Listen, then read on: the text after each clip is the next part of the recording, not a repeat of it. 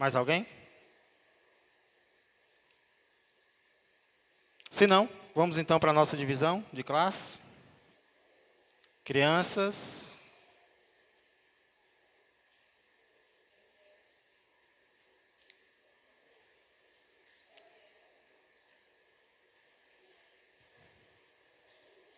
Glória a Deus.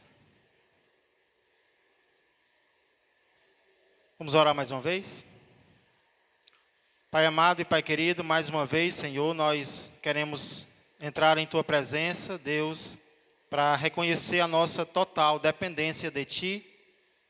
Senhor, nós precisamos do Senhor para a nossa vida física, para sobrevivermos, Senhor, fisicamente. E precisamos do Senhor também, na verdade, muito mais, para continuarmos vivos espiritualmente, Pai. Porque nem só de pão viverá o homem, mas de toda a palavra que procede da boca do Senhor. Nós queremos, Senhor, viver em espírito e em verdade diante de Ti. Vem nos alimentar a cada dia, vem nos fortalecer, vem nos amoldar, Senhor, conforme a Tua vontade. Que não sejamos os mesmos, que não mudemos para pior, mas que a cada dia, Senhor, recebamos a graça de mudar e mudar para melhor. Não aos olhos do mundo, mas aos Teus olhos, Pai. Esse é o nosso desejo, esta é a nossa oração. Ficamos felizes por termos a Tua palavra, por termos o Teu Espírito, por termos a igreja, por termos o canal da oração. Muito obrigado, Deus. Continua a usar esses instrumentos em nossa vida para nos moldar mais e mais segundo a Tua vontade, Pai. Nós não queremos apenas entrar no céu. Isso já será glorioso para nós, Pai. Mas nós queremos entrar com galardões para receber em Tua presença, Pai, porque Te agradamos aqui na terra. Muito obrigado. Continua conosco. É o que eu peço e agradeço. Em nome de Jesus Cristo. Amém e amém. Eu sei o que vocês fizeram no verão passado. Esse é o título de um filme antigo que eu particularmente nunca assisti. Mas pelo que eu sei, pelo que eu pesquisei, ele conta a história de 4 jovens que em determinado momento de uma viagem atropelam um homem e depois jogam o corpo do homem no mar. E aí eles, algum tempo depois, estão juntos novamente e recebem uma carta. E na carta alguém afirma dizer: eu sei o que vocês fizeram. E aí eu pergunto, e se fôssemos nós recebendo uma carta semelhante a essa? Uma carta na qual alguém afirma dizer que sabe exatamente o que nós fizemos. Essa carta nos deixaria alegres ou ela nos deixaria tristes? Ou as duas coisas? Nós ficaríamos alegres e ao mesmo tempo tristes, porque alguém sabe exatamente o que nós fizemos no nosso passado. O texto no qual nós vamos começar a meditar hoje, ele não faz parte de um filme, é história real. Mas ele foi enviado por alguém que afirma saber o que os recebedores da mensagem fizeram. Não apenas de ruim, mas também de bom. E o que é interessante é que esse que diz conhecer o que os recebedores da sua carta fizeram, ele também conhece a mim e ele também conhece a você. Vamos ver que texto é esse, o que ele diz conhecer daqueles a quem ele enviou a sua mensagem e que lições isso pode trazer para a minha vida e para a sua vida. Por favor, abra a palavra de Deus, mais uma vez, no livro de Apocalipse, capítulo de número 2. Apocalipse, capítulo de número 2. Vamos ler o verso também de número 2. Último livro da Bíblia, livro de Apocalipse, capítulo 2, verso de número 2. Do qual diz assim: Conheço as tuas obras, tanto o teu labor, como a tua perseverança, e que não podes suportar homens maus, e que puseste à prova os que a si mesmos se declaram apóstolos e não são, e os achaste mentirosos. Vamos ler o verso 3, só para entender melhor o contexto.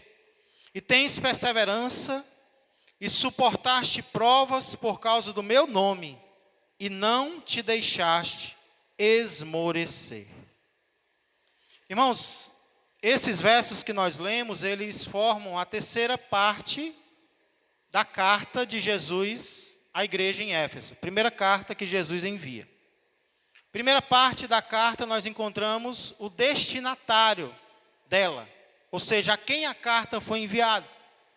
E nós já vimos que essa carta ela foi enviada a quem? Ao anjo da igreja em Éfeso. Obrigado, Raio. Segunda parte da carta apresenta o remetente, aquele que envia a carta, aquele que origina a carta. E nós vimos que o remetente sempre é Jesus, o qual, porém, se apresenta para cada igreja com características diferentes. Características que aquela igreja estava precisando lembrar que ele tem. E nós vimos que Jesus se apresenta a essa primeira igreja com duas características. Ele é aquele que conserva na sua mão direita as 7 estrelas, que nós vimos que são os 7 anjos. E nós vimos também que ele se apresenta como aquele que anda no meio dos 7 candeeiros de ouro. E nós vimos o que o candeeiro de ouro é. O candeeiro de ouro é a igreja. Por quê que a igreja é comparada a um candeeiro? O que um candeeiro faz? Ele ilumina, não é? Ele ilumina o ambiente no qual ele está. E esse é o papel da igreja na terra.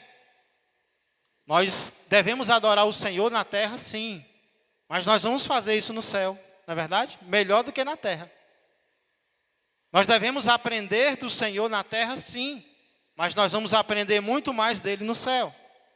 Mas existe uma coisa que nós só podemos fazer aqui e agora na terra, que é iluminar as pessoas ao nosso redor, que é evangelizar, que é fazer a diferença com aqueles que estão ao nosso redor. Isso no céu a gente não vai poder fazer. Porque lá só vai ter crente, só vai ter arrependido, lavado, remido pelo sangue de Jesus. Então o tempo de brilhar nas trevas é agora. É enquanto nós estamos aqui ainda, na terra, nesse mundo pervertido. Que às vezes a gente nem queria estar mais, né? Eu não queria mais estar nessa empresa, não. Que ou empresa cheia de problema. Eu não queria mais estar nessa vizinhança, não. É briga, é tiro para todo lado, é palavrão, é música mundana. Pois é. Foi aí que Deus te colocou, foi ali que Deus nos colocou com um propósito.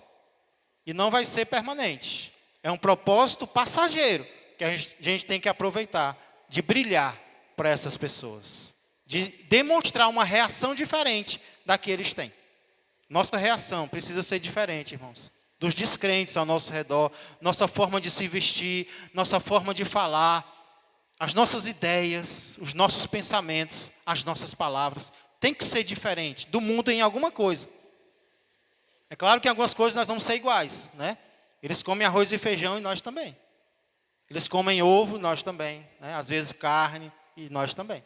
Mas em algumas coisas nós vamos ser diferentes. No que é pecado eles vão fazer e nós vamos evitar com a graça de Deus.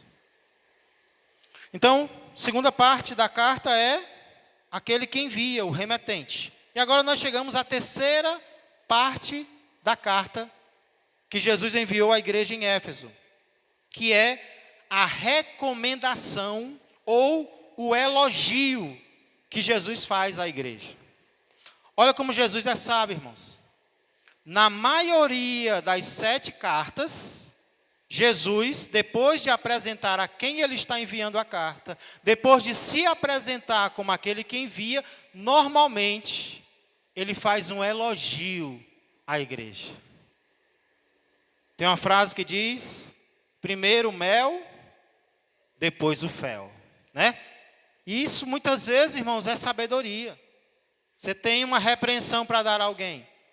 Muitas vezes não é sábio você chegar logo com a repreensão. Muitas vezes é sábio você encontrar algo que aquela pessoa tem feito de correto. E aí você já começa com aquilo, né? Olha, eu tenho visto que você tem feito isso muito bem, você tem acertado nisso. Por quê? Porque isso anima a pessoa a querer continuar acertando. Se a gente só repreende, a pessoa vai pensar o quê? Ah, só vê defeito em mim, eu só tenho errado, eu não tenho acertado. Então é importante que nós elogiemos. E às vezes na Bíblia nós encontramos o elogio vindo primeiro. Paulo também tinha esse costume. Quando ele escrevia as suas cartas, primeiro ele fazia um elogio. Aí depois vinha a repreensão, né? Jesus Cristo, na maioria das cartas, ele também tem esse elogio para fazer, essa recomendação para fazer. Então, recapitulando.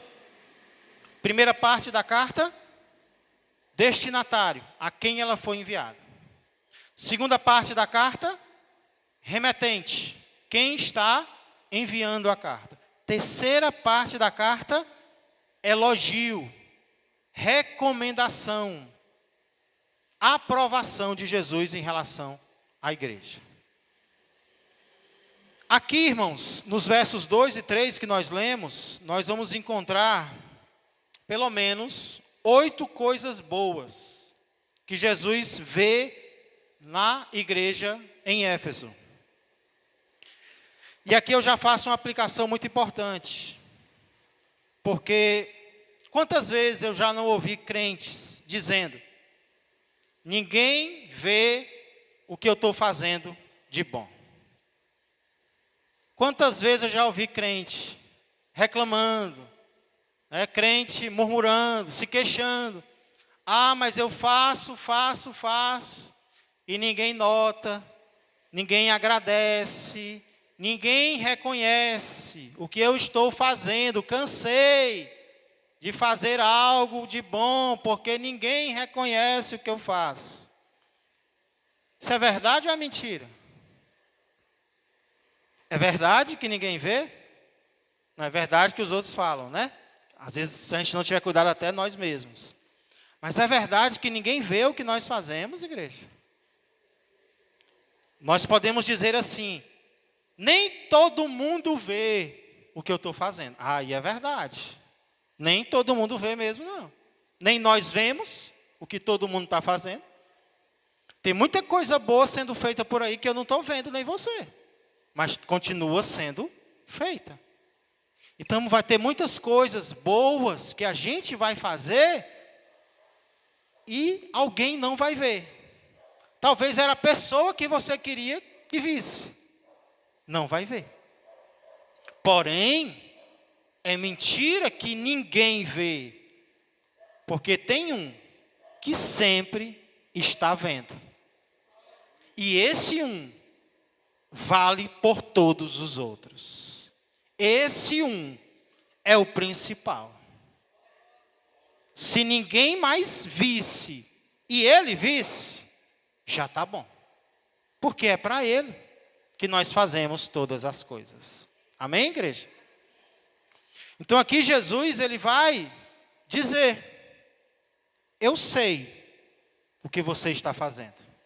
E a ênfase aqui, em outros lugares, ele vai dizer o que ele vê que a igreja está fazendo de ruim. Mas a ênfase aqui é no que aquela igreja estava fazendo de bom.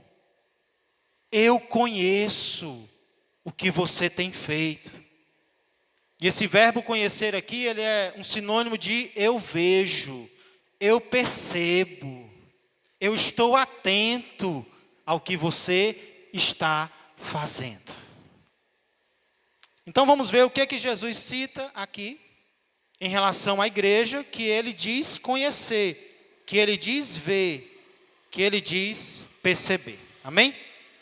Qual é a primeira coisa que Jesus diz conhecer?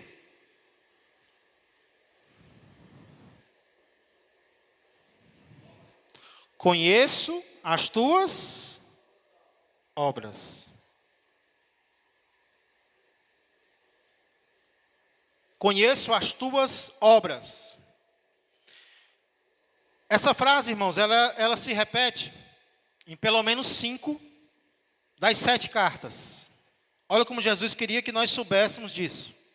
É uma frase que se repete para ficar encucada na nossa mente. Os outros lugares nos quais ela aparece é 2:19. Conheço as tuas obras. Primeira frase do verso 19. Capítulo 3, verso 1.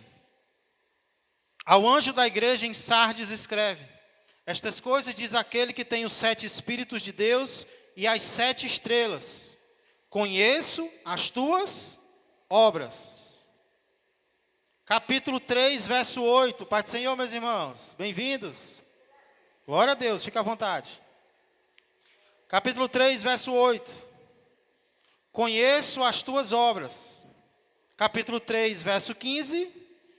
Conheço as tuas obras. Pelo menos 5 vezes essa frase se repete. Às vezes ela vai estar falando de algo negativo. Em algumas cartas, Jesus vai dizer: conheço as tuas obras, que você nem é frio nem quente. Então, obra, ela vai se referir tanto a coisa boa, como também a coisa ruim. Já que, em Éfeso, está se referindo a coisas boas, pelo menos no início. E o interessante é que, no Novo Testamento grego, irmãos, existem basicamente 2 palavras sobre conhecer. A primeira palavra é a palavra gnosco, que normalmente se refere a um conhecimento progressivo de algo. Quando você diz, eu estou conhecendo algo, normalmente eles usavam a palavra gnosco. Mas existe uma segunda palavra, que é a palavra oida. E oida fala de um conhecimento perfeito, um conhecimento completo, um conhecimento total. Então, quando Jesus diz, conheço as tuas obras, ele não usa a palavra gnosco. Jesus não está conhecendo a mim e a você. Ele usa a palavra oida, que normalmente significa um conhecimento completo. Eu não estou conhecendo vocês pouco a pouco. Eu já conheço vocês por completo. Conhecimento de Jesus a nosso respeito não é um conhecimento parcial, como nós temos uns dos outros. Nós estamos nos conhecendo a cada dia, não é? Nós estamos tendo experiências sociais, espirituais uns com os outros. O nosso conhecimento é progressivo, gnosco. Mas o conhecimento de Jesus sobre a igreja é um conhecimento perfeito, é um conhecimento completo. Eu conheço vocês por completo. É o que Jesus está dizendo aqui. Os homens podem nos conhecer em parte. E é por isso que é tão perigoso julgar, irmãos. Porque nós julgamos segundo as aparências. Nós julgamos segundo o que parece. Mas sempre há algo que nos escapa. Tem algo sobre a pessoa que a gente ainda não conhece totalmente, uma situação da vida dela. Então, é que nem um vídeo que eu estou lembrando agora, de um aluno, acho que na Índia, que sempre chegava atrasado. E aí toda vez que ele chegava atrasado, os outros já estavam na classe. Na Índia, nessa época, ainda era permitida a palmatória. Aí sempre que ele chegava atrasado, a professora pedia para ele estender a mão e dava uma palmada na mão dele. Todo dia, todo dia, todo dia. Até que um dia, aquela professora descobriu porque ele chegava atrasado. E é porque ele ajudava os pais dele, a mãe dele que era doente. Quem cuidava da mãe dele era ele. E aí quando ela entendeu por que ele se ausentava, por que ele chegava tarde, ela parou de dar palmatórias nele. Porque na verdade, de todos ali, ele era o mais esforçado. Ele era o que se dedicava mais. Então, muitas vezes, irmãos, nós vamos julgar. O que Jesus diz? Ele proíbe que julguemos? Não. Mas ele diz que não devemos julgar pela aparência. Não devemos julgar de forma apressada. Às vezes a gente julga até o coração da pessoa. Alguém sobe no altar e a gente diz, vixe, vai se mostrar. Aí como é que a gente sabe? A gente lê coração agora? Né? A gente conhece o coração da pessoa? A gente quer andar até na terra que só Deus anda. Que é a mente do ser humano, que é o coração do ser humano. Então, muito cuidado. Somente Deus tem um conhecimento perfeito. Somente Deus tem um conhecimento completo. Então, Deus conhece cada um de nós por completo. Inclusive, aquele diz, eu conheço as tuas obras. E como eu disse, essa palavra obras, ela é um resumo de tudo aquilo que nós temos feito. Obras é um resumo para comportamento. Eu sei, eu conheço como você tem agido. Eu conheço como você tem se portado, como você tem se comportado. Tanto do lado negativo, ele conhece, como também do lado positivo. Ele sabe o que o ser humano faz de errado, e ele também sabe o que o ser humano faz de correto. Tem um texto na palavra de Deus, na verdade vários, né? Deixa eu ler aqui pelo menos 2 com vocês, que ensinam exatamente isso. Primeiro, é o Salmo de número 139.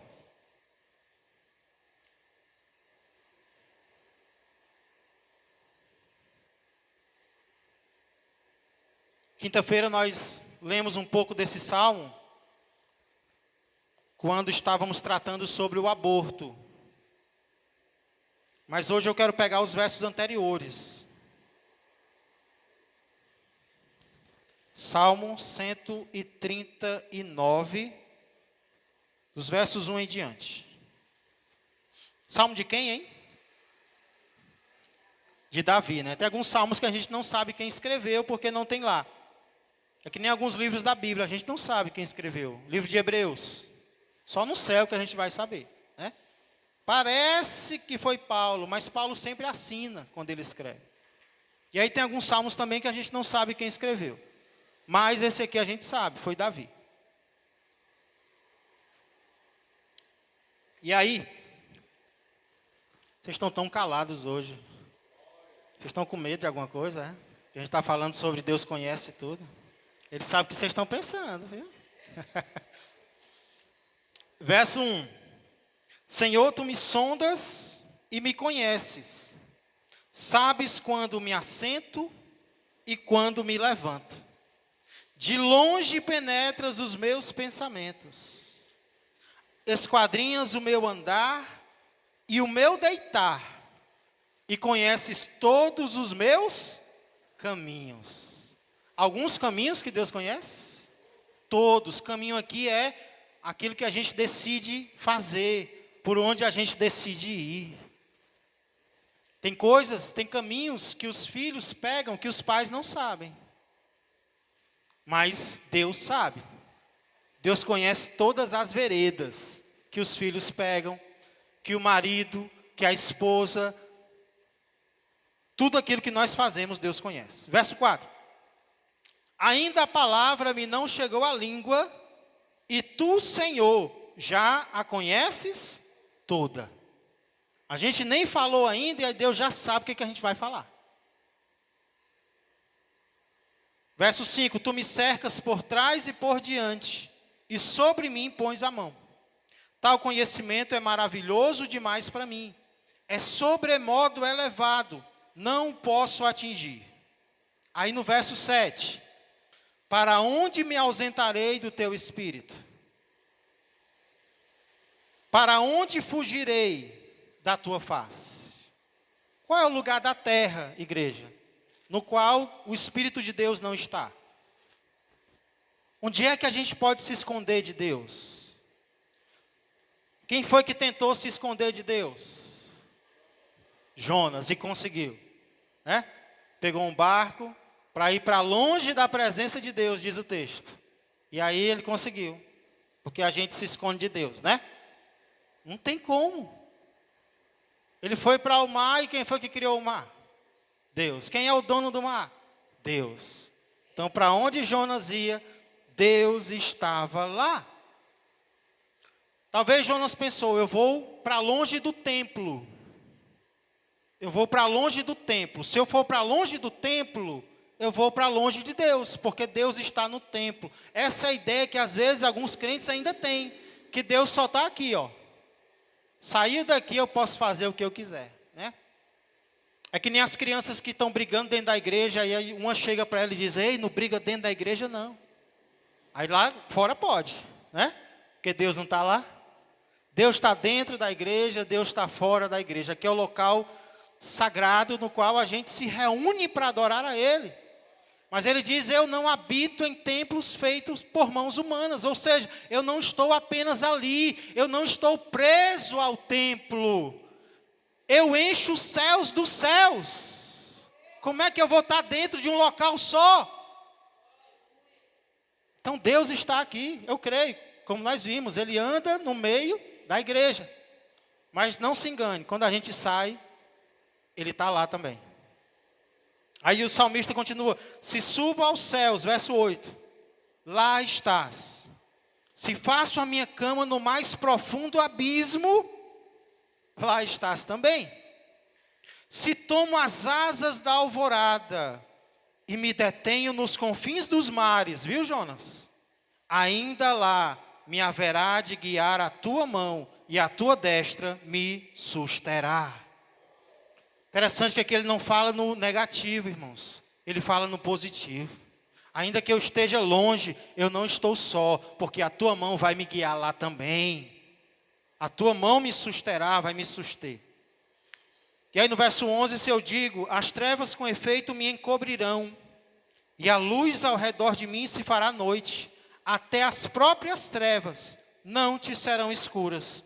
As trevas e a luz são a mesma coisa. Não adianta, né? O ser humano desliga a luz, mas os olhos de Deus veem o que é feito no escuro. Os olhos de Deus veem todas as coisas. E aí o segundo texto que eu queria ler com vocês se encontra lá em Jeremias 23. Ontem a gente estava conversando sobre ele, né, Vinícius? Jeremias 23. Olha que texto interessante, irmãos. Verso 23. Jeremias 23 e 23.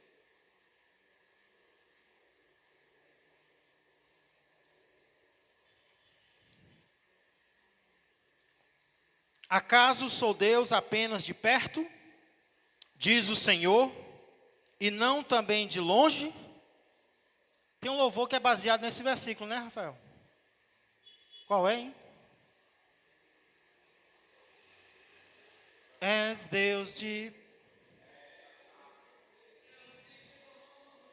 Pois é, está errado.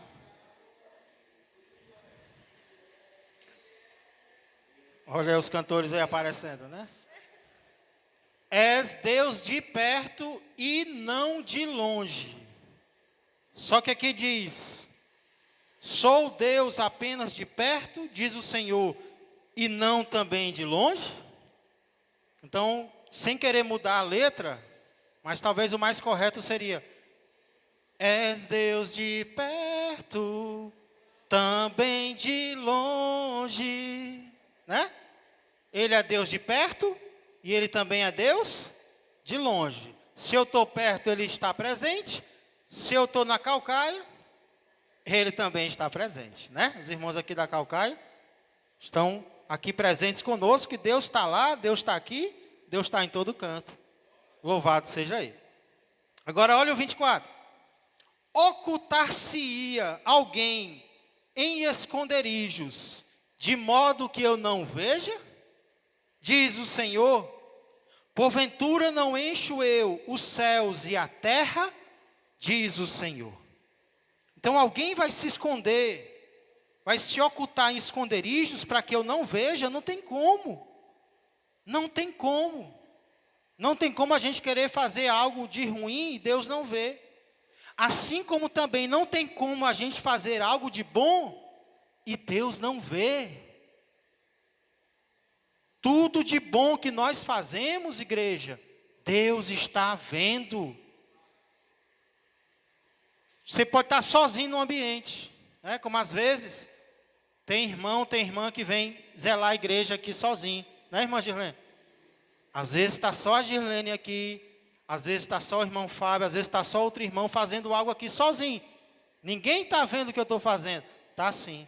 O Senhor está aqui vendo o que você está fazendo para Ele, né?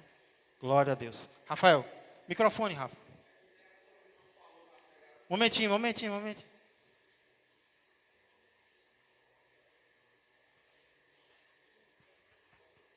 É que nem na pregação que a Maiara, isso. pronto, trouxe na mensagem aqui do culto de mulheres. O Senhor não me perdendo de vista, tá bom demais. Eita Deus. É simplesmente assim. Não há necessidade da gente fazer algo esperando o reconhecimento dos outros, né? Porque a nossa recompensa, eu gosto muito, né, de falar que a nossa recompensa, ela vem do Senhor. Então, Ele não me perdendo de vista, para mim está ótimo. Glória a Deus. E por que, irmãos, que às vezes a gente quer tanto, né, que o ser humano veja? Será que é porque a gente está esquecendo que Deus está vendo? Às vezes sim.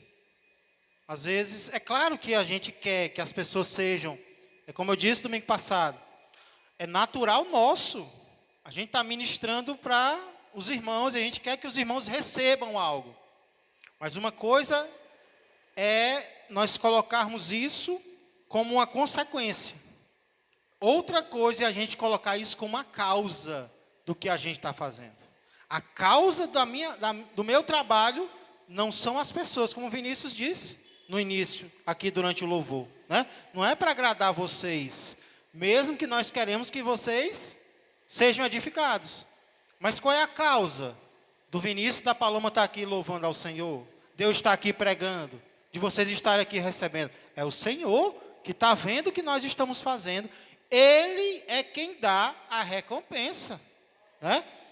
Então, numa empresa, não tem porquê um trabalhador querer agradar o outro trabalhador, porque o salário quem vai dar não é o outro colega dele, né? Claro que vai ter ali uma boa vivência, mas quem paga o trabalhador é o patrão.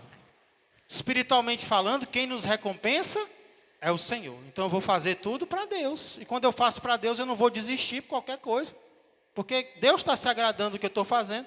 Não é perfeito, mas Deus está recebendo, então eu vou continuar fazendo para Deus. Exatamente. Diante dos homens, mas para Deus. Amém?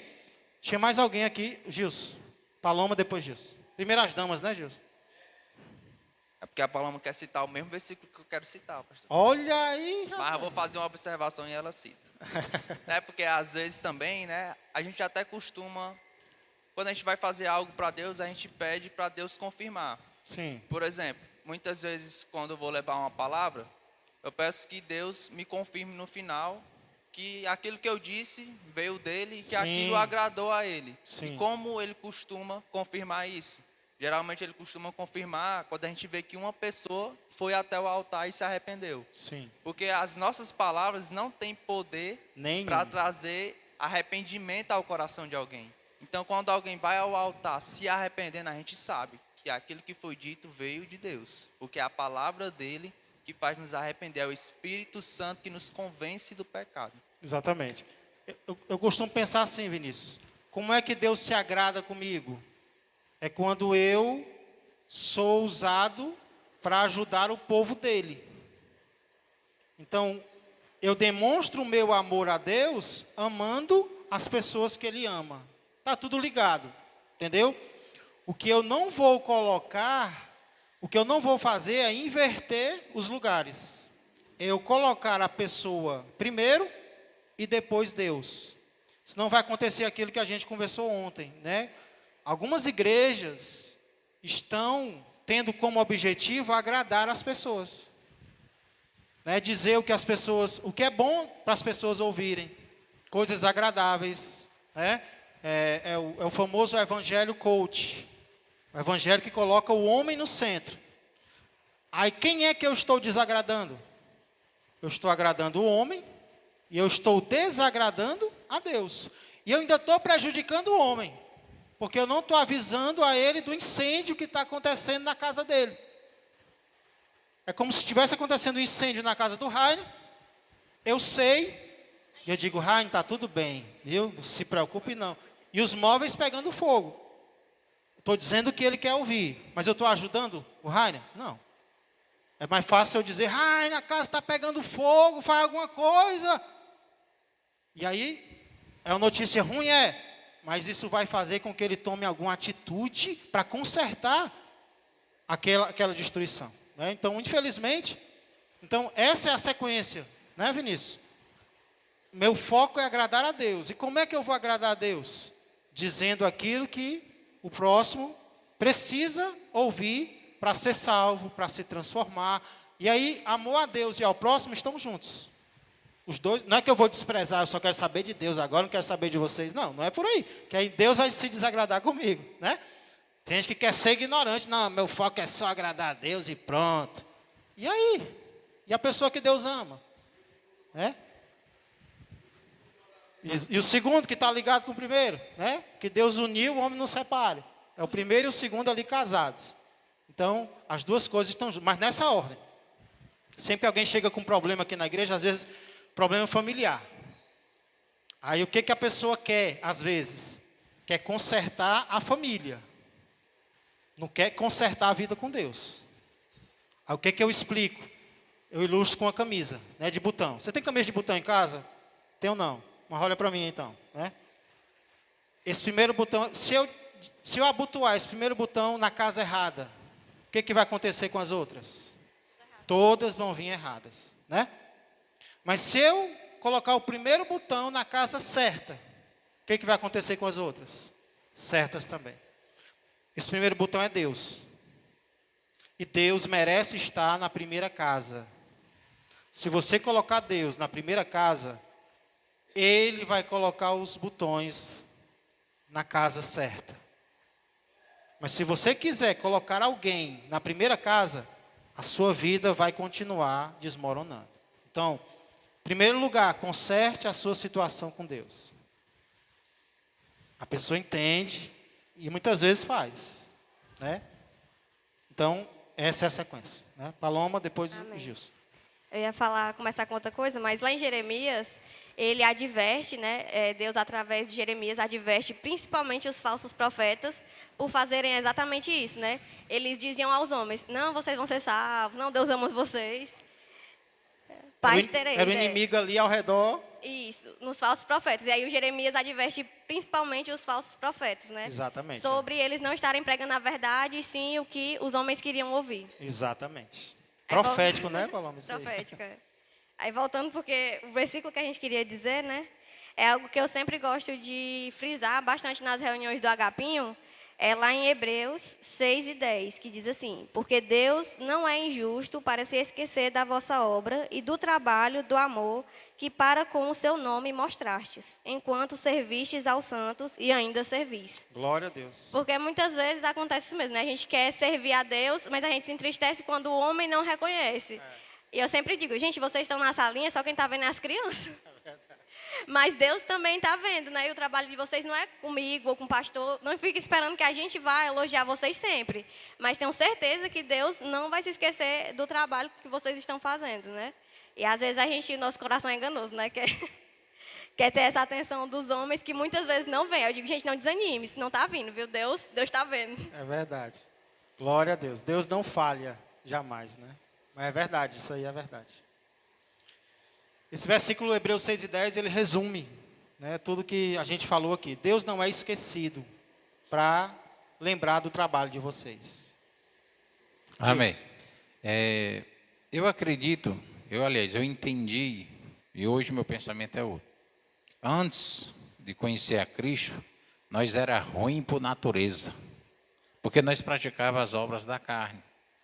Hoje tem muitas pessoas que quem assistiu aquele filme O Peregrino, na caminhada que ele ia, tinha um caminho que cruzava. Vinha 2 homens, ele perguntou: vocês estão indo para onde? Para a terra do louvor, buscar louvor. Nós, por que a gente quer que as pessoas saibam do que a gente fez? Porque a gente, se não tiver cuidado, a gente entra no velho homem. Eu quero exaltação, eu quero elogio. Alguém dizer assim: muito bem, você foi o máximo. Gente, que Jesus cresça, que nós diminuamos. Então isso aí, quando o homem pensa dessa forma, ele está totalmente assim, fora do pensamento de Deus. Para tudo nós temos que dar graça. Então, hoje que nós somos uma nova criatura, a gente já coloca o Senhor em primeiro plano em tudo. Eu venci. Senhor, a glória é tua, porque foi tu que me deu a vitória. Eu não poderia ser um vencedor se o Senhor não estivesse na minha história. Então eu creio dessa forma. Quando eu vejo uma pessoa se orgulhar de algo, é porque eu creio que ele está querendo algo, preencher algum ego dele, né? Ou seja, ele está querendo louvor, ele está querendo glória para si. Não, eu digo, tudo que Deus faz na minha vida, a honra é dele. E ele seja exaltado em tudo na minha vida. E que nunca, Senhor, deixe a minha carne se exaltar em nada, mas o Senhor seja exaltado nas obras que o Senhor faz na minha vida. Eu creio assim. Glória a Deus. É exatamente isso, Jesus. Isso me fez lembrar o que está escrito lá em Gálatas, capítulo 1, verso 10. Ele diz assim, porventura, procuro eu agora o favor dos homens ou de Deus? Ou procuro agradar a homens? Se agradasse ainda a homens, não seria servo de Cristo. Então nós temos que escolher. Vai ter momentos que a gente vai ter que escolher. Ou eu agrado a Deus, ou eu agrado a homens. Vai ter momento que vai dar para agradar os dois. Eu vou agradar a Deus servindo aos homens. Mas tem momento que eu vou ter que escolher. E aí Paulo já tinha escolhido. Eu não procuro agradar a homens, se com isso eu estiver desagradando a Deus. Antes importa agradar a Deus do que aos homens. E aí João Batista disse: importa que ele cresça e que eu diminua. Amém? Então, irmãos, nós aprendemos hoje que Jesus conhece as nossas obras. Ele conhece as nossas obras ruins, mas a ênfase hoje é que ele conhece as nossas obras boas. Aquilo que nós temos feito para Deus. Então, se você tem andado triste, porque tem feito algo e alguém não tem reconhecido, pare de ficar triste. Agradeça a Deus, porque Ele está vendo. E tem outra coisa que a Bíblia promete, igreja. Quando nós fazemos algo para Deus, Ele se encarrega de publicar o que nós fazemos. A gente nem merece isso, mas mais cedo ou mais tarde, Ele mesmo vai fazer aquilo notório. Se não for aqui na terra, vai ser lá, quando a gente chegar na glória, né? Ele vai nos dar uma coroa, Ele vai nos dar uma recompensa. O que eu sei é que no Senhor, o nosso trabalho não é vão. Então, continue fazendo algo para Deus. Se você não tem feito, comece, porque é isso que Ele quer conhecer na minha vida e na sua vida. Amém? Tinha preparado outras coisas, mas não vai dar tempo. A gente ia até o final, então vamos parar por aqui. E logo mais à noite, nós temos o nosso culto de ceia. Amém? Vamos ficar de pé. Alguém quer dizer alguma coisa que não teve oportunidade? Hoje foi o mel, depois ainda tem mais mel ainda para vir, né? Mas depois tem um felzinho aí que é pesado. É pesado. Então hoje é o resumo. Depois, no próximo domingo, nós vamos ver a descrição das obras. O que Jesus cita como obras que Ele conhece? Ele vai citar 7 coisas. 7 coisas muito importantes que Ele quer ver em cada um de nós e que Ele se alegra quando Ele vê. Obras é só o resumo. Conheço as tuas obras, é o resumo. Aí Ele vai dizer o quê? O teu labor, a tua perseverança. Você não suporta homens maus. Você colocou à prova os apóstolos, os falsos apóstolos, e viu que eles são mentirosos. Ele vai citar algumas coisas que a gente quer ver no próximo domingo, se Deus quiser. Amém? Senhor Deus e amado Pai, muito obrigado, Senhor, por mais esta oportunidade, por mais este ajuntamento, por mais, Senhor, esta ocasião de podermos nos juntar, de aprendermos uns com os outros, Pai. E o que ficou frisado, Senhor, em nossos corações, é que o Senhor conhece as nossas obras. Se nós temos feito algo para Ti, Senhor, se nós temos feito algo por Ti, o Senhor vê, o Senhor sabe, o Senhor percebe e faz questão de dizer que conhece. E não é um conhecimento parcial, não é um conhecimento incompleto, é um conhecimento total, Pai. Então o Senhor vê quando o teu servo, a tua serva estão no quarto orando, de joelhos, intercedendo por alguém. O Senhor vê. O homem não vê. O Senhor sim. Quando o teu servo, a tua serva estão evangelizando, Pai, em um local onde ninguém conhece, o Senhor está lá. O Senhor está se alegrando. O Senhor está vendo. Quando teu servo, a tua serva estão ensaiando, Senhor, às vezes em casa, querendo, Senhor, aprimorar uma música, querendo aprender melhor para apresentar a Ti, o homem não está lá, mas o Senhor está. Senhor, quando o teu servo, a tua serva estão estudando para trazer uma palavra, Pai, se dedicando, se afadigando na palavra, o homem não está lá. Mas o Senhor está, o Senhor vê, o Senhor conhece. Quando teu servo, a tua serva estão zelando, Senhor, pelo local no qual a igreja se reúne. Às vezes, Senhor, em solidão. Às vezes em grupo. Mas às vezes o homem não está lá. O Senhor está. Senhor, muito obrigado. Isso enche o nosso coração, Pai. Isso enche o tanque do nosso coração de alegria, de motivação, de disposição para continuarmos fazendo a obra do Senhor. Muito obrigado, porque o Senhor não esquece o trabalho que nós fazemos para o teu povo. E é o Senhor quem vai dar a recompensa. Por isso queremos sair daqui nesta manhã com o coração motivado a continuarmos te servindo. Mesmo que às vezes, Senhor, alguém, um irmão, uma irmã, retribua com ingratidão, com desprezo, com palavras negativas. A nossa atitude vai ser de oração, Pai, de amor, de paciência e de continuarmos olhando para Ti.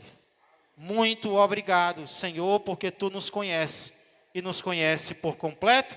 Por isso nós Te louvamos e Te agradecemos, porque no Senhor o nosso trabalho não é vão. Muito obrigado.